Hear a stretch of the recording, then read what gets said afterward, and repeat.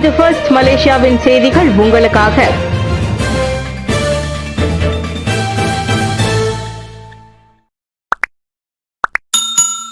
ஜொஹூர் சட்டமன்றம் கலைக்கப்பட்டது. மாநில தேர்தலுக்கு வழிவிடும் வகையில் ஜொஹூர் சட்டமன்றம் நேற்று கலைக்கப்பட்டது. தமது அதிகாரப்பூர்வ இல்லத்தில் நடைபெற்ற சிறப்பு செய்தியாளர் சந்திப்பில் மாநில மந்திரி உசா டாக்டர் வான் ஹாஃபிஸ் கசி இதனை அறிவித்தார். நேற்று ஜொஹூர் இடைக்கால சுல்தான் துங்கு மக்கோத்தா இஸ்மாயிலின் ஒப்புதலை பெற்ற பின்னர் சட்டமன்றம் கலைக்கப்பட்டதாக அவர் தெரிவித்தார்.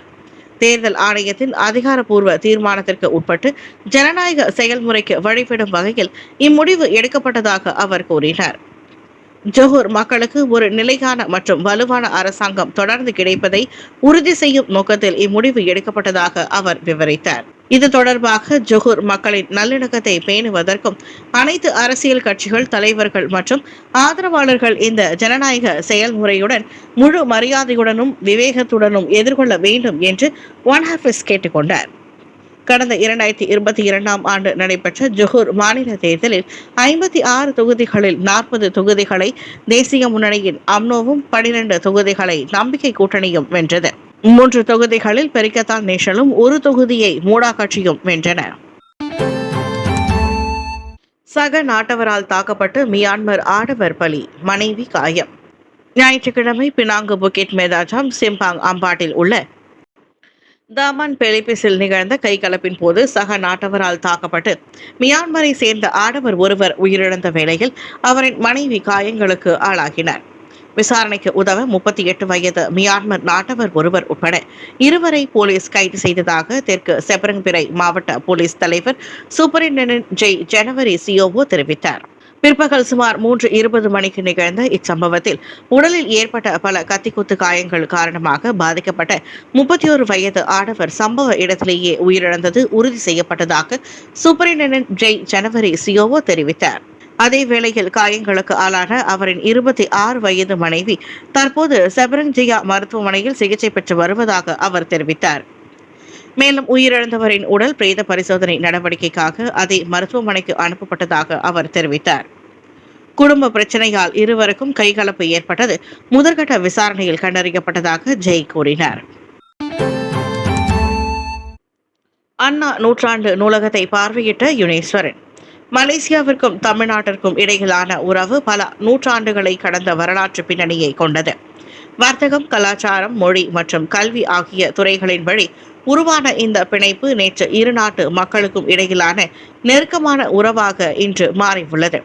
இந்நிலையில் தமிழ்நாடு சென்னையில் அமைந்துள்ள அண்ணா நூற்றாண்டு நூலகத்திற்கு அண்மையில் சென்று அங்கு அறிவுசார் வளங்கள் மற்றும் தமிழ் மொழி வளர்ச்சிக்காக மேற்கொள்ளப்படும் முயற்சிகளை தேசிய ஒருமைப்பாட்டு துணை அமைச்சர் யுனேஸ்வரன் ராமராஜ் பார்வையிட்டார். அலுவல் பயணம் மேற்கொண்டு சென்னைக்கு சென்றபோது அண்ணா நூற்றாண்டு நூலகத்திற்கு செல்லும் வாய்ப்பு தமக்கு கிடைத்ததாக யுனேஸ்வரன் ராமராஜ் கூறினார். தமிழ்நாடு அரசாங்கத்தின் கீழ் அந்நூலகம் செயல்படுவதாகவும் அதில் லட்சக்கணக்கான நூல்கள் வாசிப்பதற்கான வசதிகள், மின்னணு வளங்கள், அரங்கங்கள் மற்றும் சமூக நிகழ்ச்சிகள் ஏற்பாடு செய்வதற்கான இடங்கள் இருப்பதோடு தமிழ்நாடு பாரம்பரியத்தின் அடையாளமாக திகழும் ஓலைச்சுவடிகளும் அங்கு பாதுகாக்கப்பட்டு வருவதாக அவர் கூறினார். அப்பயணம் மரியாதை நிமித்தமாக மட்டும் இன்றி கருத்துக்களை பரிமாறிக்கொள்ளவும், அறிவை பகிர்ந்து கொள்ளவும், குறிப்பாக இரு நாடுகளில் வாழும் இந்திய சமூகத்தினரின் பண்பாட்டு உறவுகளை வலுப்படுத்துவதற்கான முக்கிய வாய்ப்பாக அமைவதாக யுனேஸ்வரன் தெரிவித்தார்.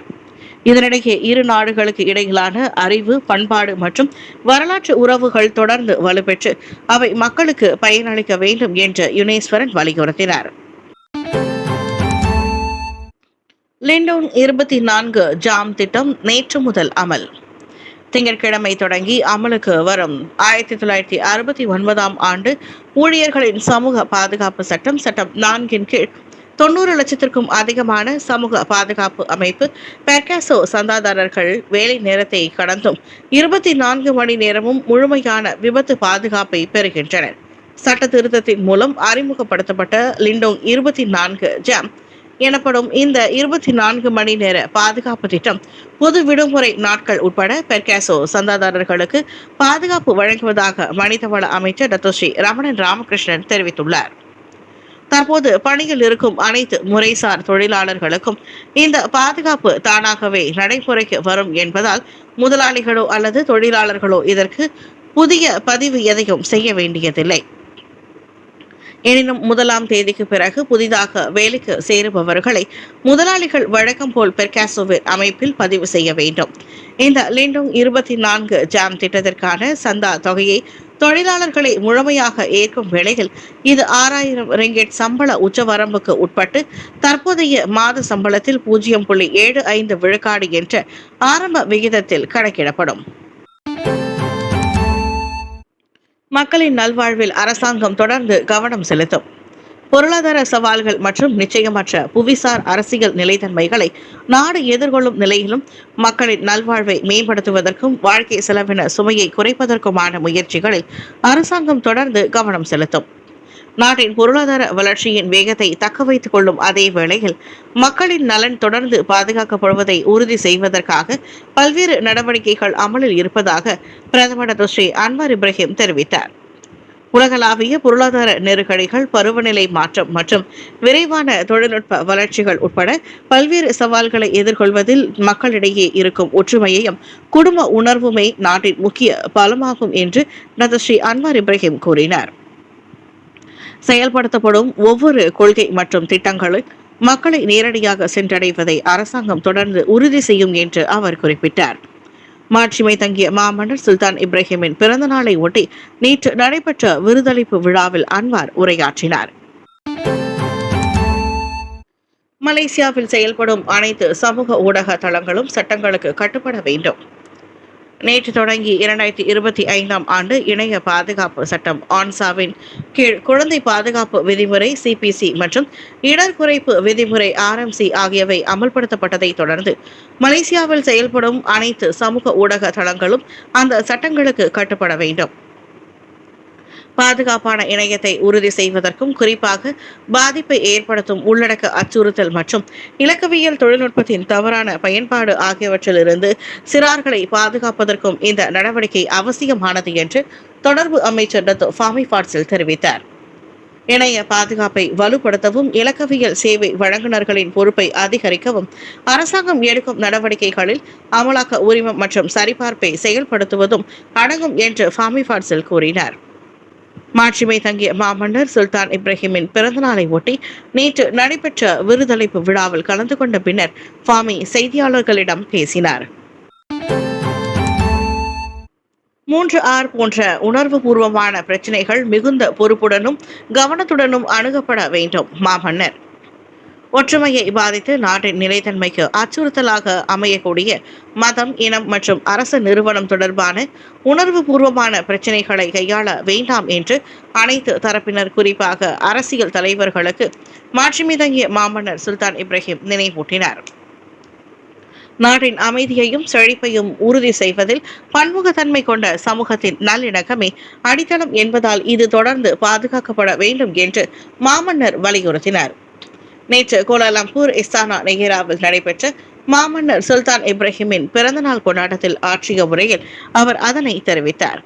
அறிக்கைகளை வெளியிடுவதில் மிகவும் கவனமாக இருக்க வேண்டும் என்றும் மக்களின் ஆதரவை பெறுவதற்கோ அல்லது கோபத்தை தூண்டுவதற்கோ உணர்வு பூர்வமான பிரச்சினைகளை பயன்படுத்தக்கூடாது என்றும் அரசியல் தலைவர்களை அவர் கேட்டுக்கொண்டார். அதோடு ஒவ்வொரு குடிமக்களின் வாழ்க்கைக்கு வழிகாட்டியாக தேசிய கோட்பாடு தொடர்ந்து போற்றப்பட வேண்டும் என்றும் அவர் நினைவூட்டினார்.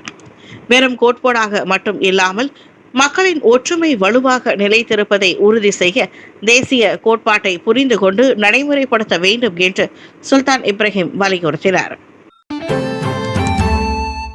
மதவிரோத போதனை குழு தலைவர்கள் உட்பட 300 பேர் கைது. கோத்தா கினபாலு லிகாசில் சபா இஸ்லாமிய மத விவகார குழுவினர், ஜெயின்ஸ் மற்றும் அரசு மலேசிய போலீஸ் படை இணைந்து நடத்திய கூட்டு அமலாக்க நடவடிக்கையில் மதவிரோத போதனை குழு ஒன்றின் 12 தலைவர்கள் மற்றும் முக்கிய அமைப்பாளர்கள் உட்பட 300 பேர் நேற்று கைது செய்யப்பட்டனர். மே 29 முதல் 31ஆம் தேதி வரை நடைபெறவிருந்த 32வது ஜல்சா சலனா விலாயா சபா நிகழ்ச்சியின் ஏற்பாடுகள் தொடர்பில் மே 28ஆம் தேதி ஜெயன்ஸ் அமைப்புக்கு கிடைத்த புகாரை தொடர்ந்து இந்த நடவடிக்கை மேற்கொள்ளப்பட்டதாக கோத்தா கினபாலு மாவட்டத்தின் இடைக்கால போலீஸ் தலைவர் சூப்பரிண்டென்டென்ட் சைட் லார்ட் சைட் அப்துல் ரஹ்மான் தெரிவித்தார். ஜமா அஹமதியா காதியானி உடன் இணைந்து நடத்தப்படும் இந்நிகழ்ச்சி தவறான கோணத்தை கொண்டுள்ளதுடன் சபா மாநில இஸ்லாமிய போதனைகளில் இருந்தும் விலகி இருப்பதாக நேற்று வெளியிட்ட அறிக்கை ஒன்றில் சைட் லாட் தெரிவித்தார். ஜமா அமாதியா முஸ்லிம் மலேசியா ஜாமின் உயர்மட்ட தலைவர்களும் சபாவின் பல்வேறு மாவட்டங்களைச் சேர்ந்த உறுப்பினர்களும் இந்நிகழ்ச்சியில் கலந்து கொண்டனர்.